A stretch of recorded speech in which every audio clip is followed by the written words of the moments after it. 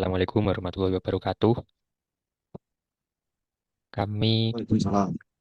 dari kelompok 11 akan mempresentasikan tentang perencanaan sistem pengelolaan air limbah domestik dapur SPPG MBG dengan kapasitas 3.500 porsi per hari yang beranggotakan Heri Yulianto, Bayu Agil Ananda, Heri Cahyono, Dava Rasyadan, dan Bintang Irham. Next. Yang pertama, pendahuluan latar belakang dari presentasi yang kami buat, yaitu yang pertama mengenai potensi pencemaran air limbah dapur berskala besar mengandung BOD, COD, minyak, dan lemak tinggi yang berpotensi mencemari lingkungan. Yang kedua adalah regulasi pemerintah. Permen PUPR nomor 4 garing PRT garing M garing 2017 mewajibkan setiap kegiatan yang menghasilkan limbah domestik memiliki sistem pengelolaan sesuai standar. Yang ketiga, skala produksi yang besar. Kapasitas 3.500 porsi per hari dengan 60 pekerja membutuhkan sistem SPALT yang efektif dan terencana dengan baik. Next. Selanjutnya adalah landasan teori.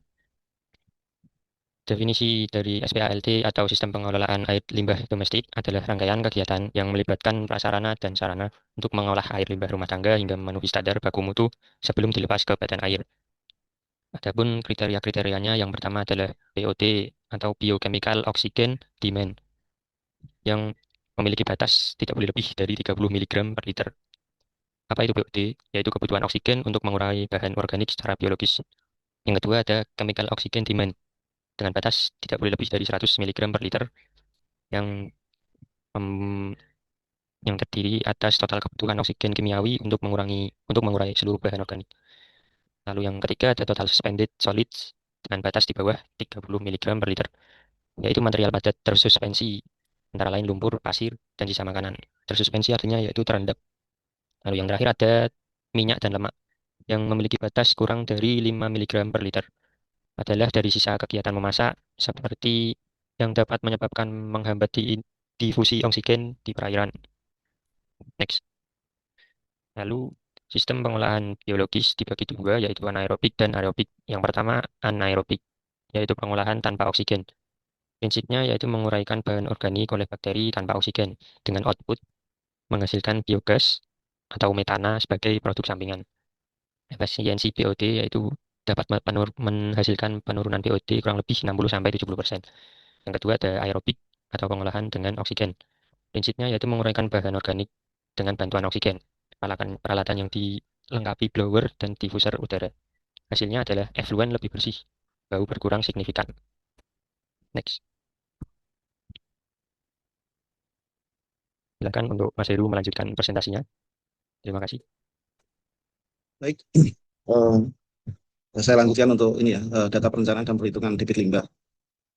Dari data input dari soal yang kemarin diberikan untuk tugas adalah membuat suatu MBG, jadi dengan kapasitas 60 orang itu, dengan kapasitas produksi 3.500 porsi per hari, kemudian asumsi air atau porsinya 50 liter per porsi, kemudian kebutuhan pekerja 100 liter per orang per hari, kemudian sumber limbahnya adalah cuci bahan makanan, cuci peralatan dapur, dan domestik pekerja. Untuk perhitungan debit sendiri, untuk debit produksi Q1-nya adalah 3.500 porsi kali 50 liter. Jadi ini 50 liter tadi asumsi dari hari yang digunakan untuk produksi, sehingga jika dikalikan adalah 175.000 liter per hari atau 175 meter kubik per hari. Untuk debit pekerja Q2-nya 60 orang kali 100 liter, ini asumsi per orangnya. Gitu. Hasilnya adalah 6.000 liter per hari atau 6 kubik per hari. Sehingga total debit totalnya adalah Q1 plus Q2 sama dengan 175 ditambah 6 untuk hasilnya saya 181 meter kubik per hari. Next. Ini adalah sistem dan analisa tadi ya. Jadi ini adalah alur sistem pengolahan SPLAD. Flow-nya sendiri adalah limbah masuk.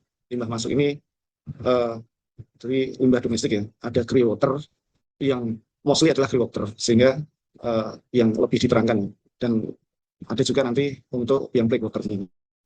Jadi untuk grey water ini masuk ke grey strip, kemudian masuk ke bak ekualisasi, Grace rate sendiri tadi adalah memisahkan minyak dan lemak, ya. Kemudian masuk ke equalisasi, menstabilkan debit air limbah fungsinya sendiri, kemudian masuk ke anaerob. Anaerob tadi sudah dijelaskan tadi untuk mengurai tanpa oksigen, ya. Kemudian masuk aerob, kemudian bak sedimentasi, kemudian diolah lagi ke bak disinfeksi, dan ini ada tambahan untuk masuk filtrasi, kemudian saluran lingkungan, baru dialirkan ke saliran lingkungan. Next.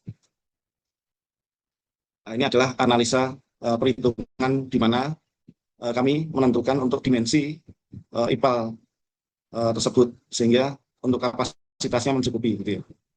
Analisa pengelolaan berdasarkan waktu tinggal debit limbah totalnya adalah 181 meter kubik per hari, sehingga debit rata-rata per jam adalah 181 bagi 24 sama dengan 7,54 meter kubik per jam.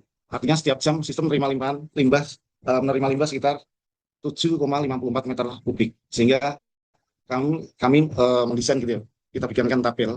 Dari tabel ini ada tabel perhitungan volume dan dimensi unit pengolahan, dan juga ada tabel analisa waktu tinggal aktual. Sebagai contohnya, satu untuk gas trap ini untuk waktu tinggalnya 20 sampai 40 menit, ini untuk HRT standar, ya. Kemudian perhitungan volume asumsi waktunya adalah V sama dengan 7,54 kali 0,5, volume kebutuhan 3,77 meter kubik, sehingga dimensi desainnya dari situ kita bisa ini ya, mensimulasikan 4,5 kubik itu dari 2 kali 1,5 sehingga untuk untuk ruangnya sendiri memenuhi untuk sistem pengolahannya. Kemudian ekualisasi 4 sampai 8 jam untuk HRT standar untuk waktu tunggunya. Kemudian asumsi waktunya adalah V 7,54 tadi untuk debit rata-rata ya dari Q yang kita cari tadi. Kemudian dikali 6 gitu. Untuk asumsinya adalah 6. Kemudian volume kebutuhannya adalah 45,24 meter kubik. Sehingga kita bisa mendesain membuat ruang adalah 5 kali 3 kali 3, sehingga volumenya adalah 45 meter kubik. Sehingga dengan ruangan itu memenuhi, gitu ya. Kemudian untuk contoh tabel analisa waktunya untuk gas trap, volume baknya adalah tadi yang nomor 1 tadi, di volume aktual adalah volume bak tadi 4,5. Kemudian debitnya sendiri aja Q rata-ratanya 7,54. Kemudian untuk perhitungan waktu tunggunya adalah 44,5 untuk volume bak dibagi dengan debit rata-rata per jam dari 181 tadi, sehingga waktu tunggu aktual adalah 35 menit. Sehingga kalau kita melihat dari HRT standar dari 20 sampai range-nya 20 sampai 40 menit itu memenuhi. Kemudian untuk ekualisasi sama, gitu ya. Tadi yang hasil volume aktual adalah 45 meter kubik untuk volume aktual, sehingga kita masuk untuk volume bak debit rata-ratanya 7,54, sehingga perhitungannya waktu tunggu adalah 45 dibagi Q rata-rata 7,54, sehingga hasilnya adalah 5,97 jam, dan kita untuk masuk range-nya standar waktu tunggu 4 sampai 8 jam memenuhi. Jadi kita per ruangan kita hitung dari asumsi ininya waktu dan asumsi untuk dimensinya memenuhi semua dari volume dan waktu tunggunya. Next. Ini detail pengolahan. Jadi ini resume dari hasil analisa tadi, sehingga kita resumkan per masing-masing ini ya, bak yang akan kita bikin. Yang pertama adalah gas trap. Ini tadi fungsinya adalah memisahkan minyak dan lemak. Kemudian HRT-nya 30 menit, volume kebutuhan 3,77 meter kubik, dimensinya sudah kita hitung tadi adalah 2 meter kali 1,5 kali tingginya 1,5. Kemudian bak ekualisasi, fungsinya yang menstabilkan debit dan konsentrasi pencemaran, HRT-nya kurang lebih 6 jam ya. Volumenya 45,24, dimensinya adalah 5 kali 3 kali tingginya 3. Untuk anaerobik juga sama, gitu ya. Volume kebutuhannya adalah 60,32, dimensinya juga sudah menyesuaikan dengan tabel tadi, dan efisiensi BOD-nya kurang lebih 60-70%. Next. Ini untuk resume juga akan sama ya. Jadi kita mengambil dari tabel-tabel tadi, dari aerobik juga untuk volumenya 5,24, dimensinya 5 kali 3 kali 3. Nah, ini cuma ditambahkan untuk dilengkapi oleh blower dan dibesar untuk sistem pengolahannya. Kemudian untuk sedimentasi juga waktu tunggunya 3 jam, volumenya 22,62 meter kubik, dimensinya kita desain untuk panjang 4 meter, lebar 2,5 kali tinggi 2,5. Untuk bak disinfeksi juga sama gitu ya. Untuk waktu tunggunya 30 menit, volumenya 3,77 meter kubik. Ini menggunakan metodenya klorinasi. Next. Kemudian untuk gambar teknisnya, jadi yang kami desain tadi adalah ini adalah hasil dari desainnya untuk dimensi dan ukurannya ya, dan desain. Yang kita gunakan adalah materialnya ya. Untuk materialnya kita membuat suatu pengolahan limbah ini, IPAL ini, kita menggunakan pasangan bata. Kemudian ada betonnya juga. Beton ini untuk LC-nya ya, lantai kerjanya. Kemudian juga nanti untuk kolom-kolom praktis dan untuk penutupnya dari bak tersebut. Dari samping kiri itu dari G-strap kita semuanya juga pakai data, kemudian masuk ke bak equalisasi, kemudian masuk ke anaerobik, masuk ke bak aerobik, kemudian sedimentasi, kemudian masuk ke disinfeksi. Next.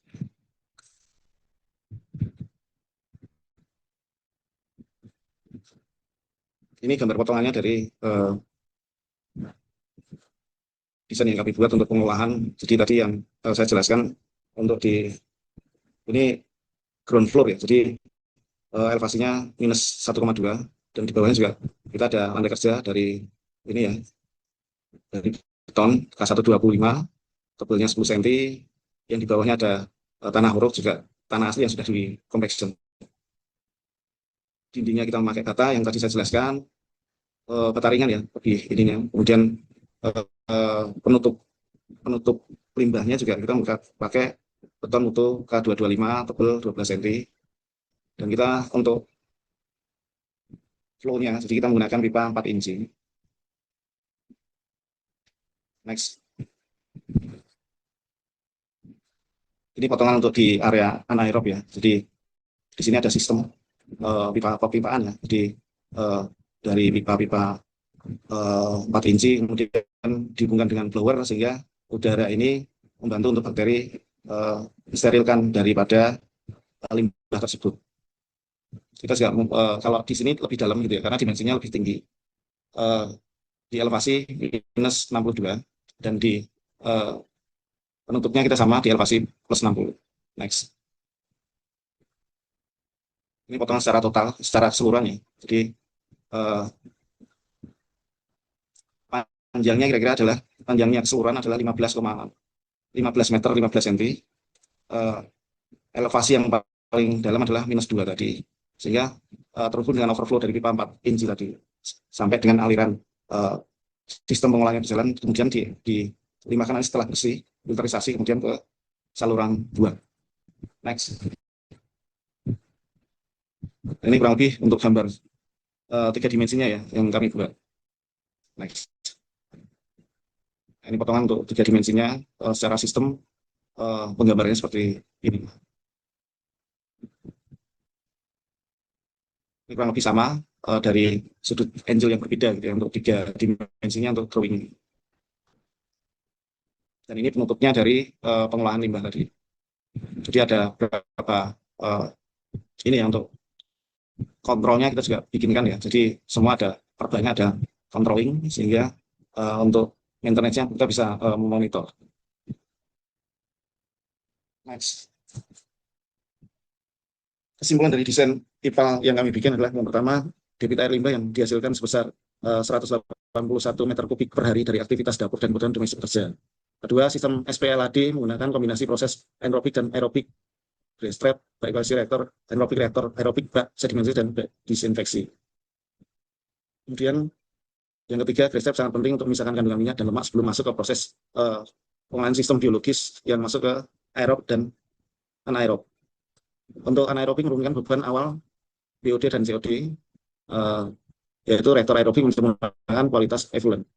Kemudian yang kelima, sistem mampu menghasilkan effluent mengenai baku mutu BOD kurang dari 30 mg per liter, COD kurang dari 100 mg per liter, kemudian TSS kurang dari 30 mg per liter.